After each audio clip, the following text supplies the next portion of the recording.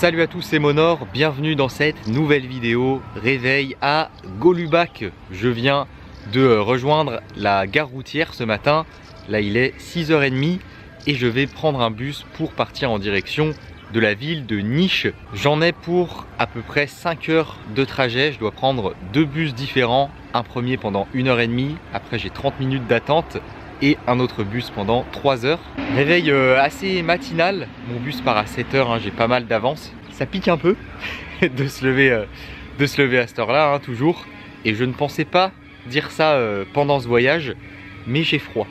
Là j'ai froid. Ce matin vraiment, je sais pas combien de degrés il fait, mais en t-shirt à l'ombre, et c'est vraiment frais. Déjà dans cette ville de Golubac, il fait beaucoup plus frais que dans les autres villes où j'étais avant. Sûrement parce que c'est au bord du Danube. Donc là, le matin, vraiment, je sais même pas s'il fait 20 degrés, quoi. Il doit faire autour des 20 degrés à mon avis. Donc voilà, j'attends que mon bus arrive et c'est parti, direction Niš.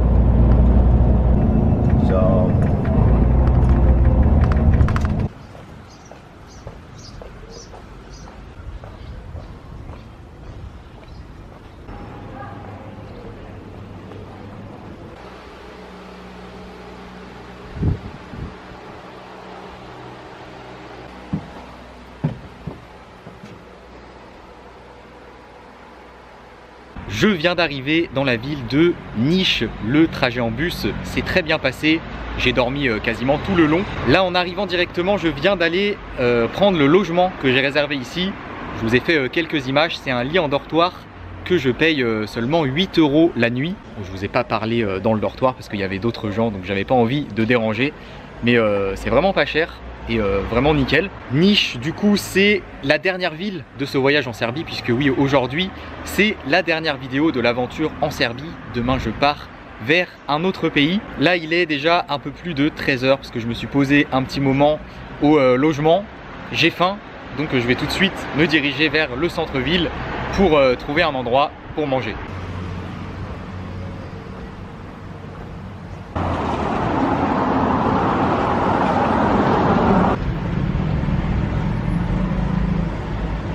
Donc je me suis arrêté dans le premier endroit que j'ai trouvé.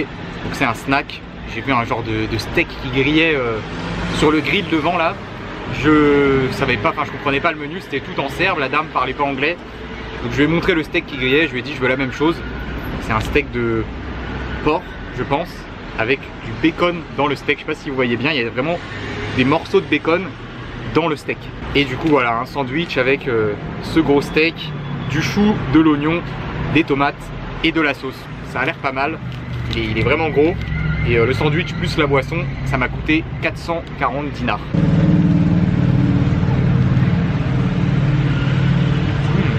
C'est vraiment très bon.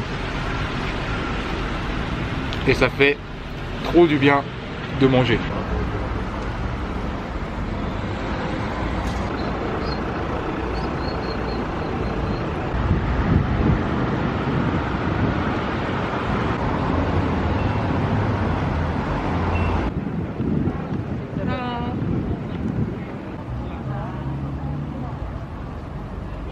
Je viens de finir de manger, je vais pouvoir commencer à explorer cette ville. Alors il y a ici environ 180 000 habitants et c'est la troisième ville la plus peuplée du pays. Là je suis juste en face de l'entrée de la forteresse de la ville, donc je vais tout de suite aller la visiter.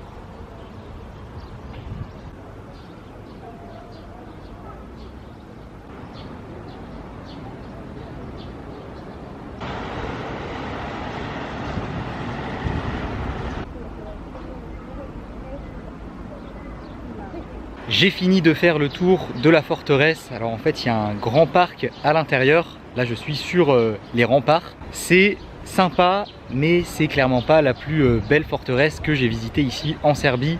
Après avoir fait celle de Belgrade et de Novi Sad, c'est vrai qu'elle est quand même moins bien. Et en plus il y a plein de tags comme ça un peu partout. Donc ça fait un peu sale quoi, c'est pas ouf. Mais sinon le parc est très grand, très calme et ça fait du bien parce qu'il y a beaucoup de trafic dans cette ville. C'est très agité dans le centre. Donc avoir un espace vert comme ça et calme, c'est vraiment cool. Alors je viens de me renseigner sur internet, cette forteresse c'est une ancienne forteresse turque parce que la Serbie a été envahie par les Turcs. Elle a été construite en 1723 et c'est la forteresse turque la mieux conservée des Balkans.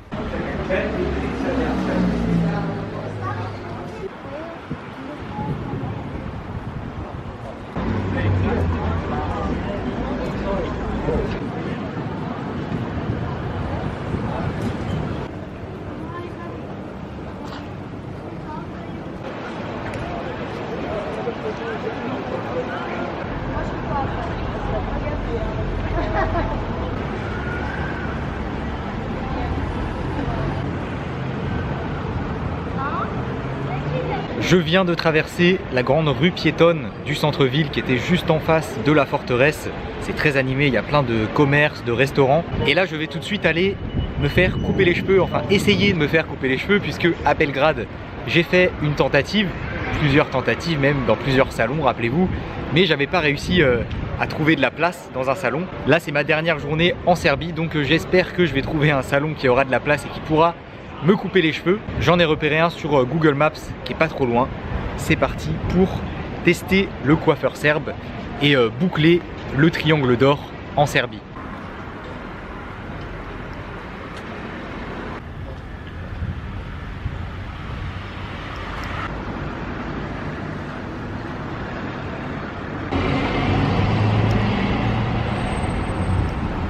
Bon, j'ai testé 2 salons de coiffure différents et les 2 n'avaient pas de place. Je pense que ça va être compliqué encore aujourd'hui de trouver un coiffeur. J'ai bien peur que je ne puisse pas tester le coiffeur en Serbie malheureusement. Alors en soi c'est pas très grave puisque dans tous les cas c'était soit je testais ici, soit dans le prochain pays où je vais demain. Puisque le prochain pays où je vais en fait je vais rester que 8 jours. Donc j'aurais pas pu me faire recouper les cheveux dans le prochain pays si je les avais fait couper ici en Serbie. Donc là si je le fais pas en Serbie, et ben je testerai du coup le coiffeur dans le prochain pays où je vais, chose que je n'aurais pas faite si j'avais trouvé un coiffeur ici. Là en gros voilà, j'ai testé 2 salons, bon je vais pas me refaire un tour de la ville comme j'ai fait à Belgrade. C'est assez bizarre puisqu'on est quand même en pleine semaine, en plein après-midi. Je pensais que j'allais trouver assez facilement.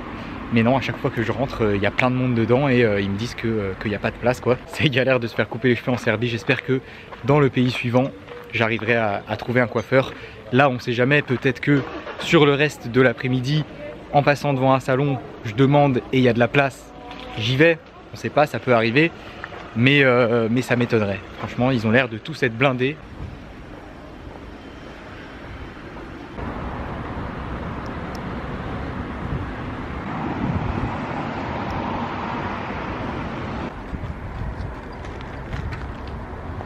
Je viens de marcher une vingtaine de minutes pour rejoindre un monument qui s'appelle la Tour des Crânes.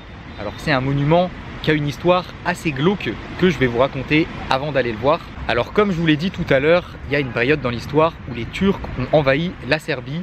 La Serbie a été sous l'emprise des Turcs à partir de 1448 et pendant toute la période où les Turcs étaient en Serbie, les Serbes ont fait plusieurs tentatives de révolte pour récupérer leur liberté. Et en 1809 s'est déroulée la bataille du mont Chegar qui est le premier soulèvement serbe, donc une bataille des rebelles serbes contre les Turcs dans le but de récupérer l'indépendance de la Serbie. Les Serbes ont perdu cette bataille et les Turcs étaient très mécontents de cette tentative de soulèvement et donc en guise d'avertissement pour les rebelles et pour montrer leur domination, ils ont fait construire cette tour avec les crânes des Serbes qui sont morts pendant cette bataille. Alors la tour elle est dans une petite chapelle là qui est juste à côté, je vais tout de suite aller la voir, mais c'est un monument vraiment très spécial à aller voir.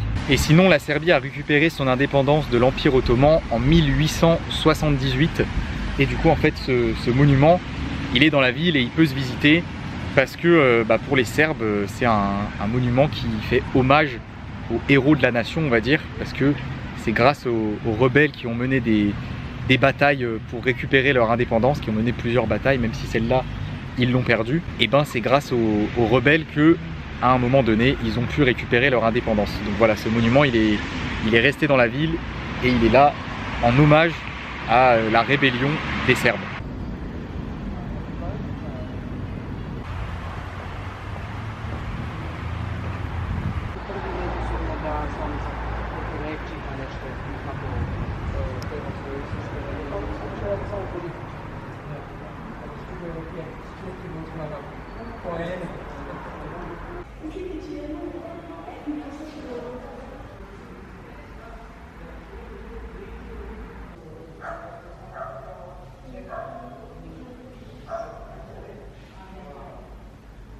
Voilà, je viens de ressortir.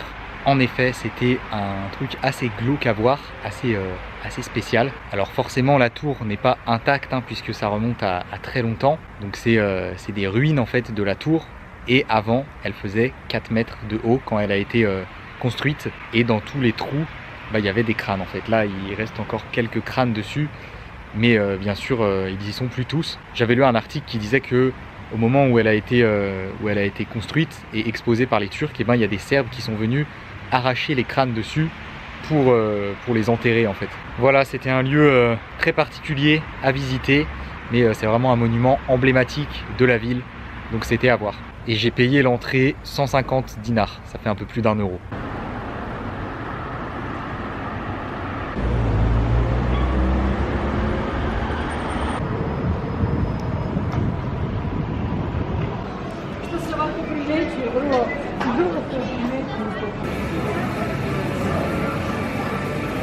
Je suis de retour dans le centre-ville, là je suis sur la grande rue piétonne, la rue principale.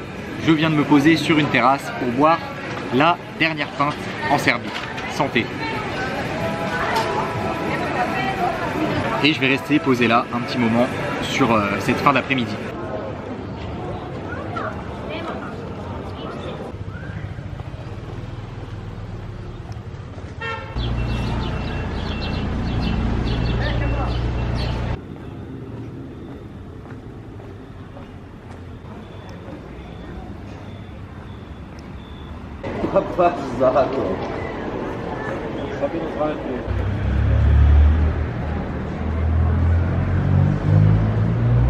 Bon alors je suis resté posé un petit moment en terrasse et sur la fin d'après-midi je suis repassé à mon logement pour me poser un peu là-bas et organiser des trucs sur l'ordi pour la suite.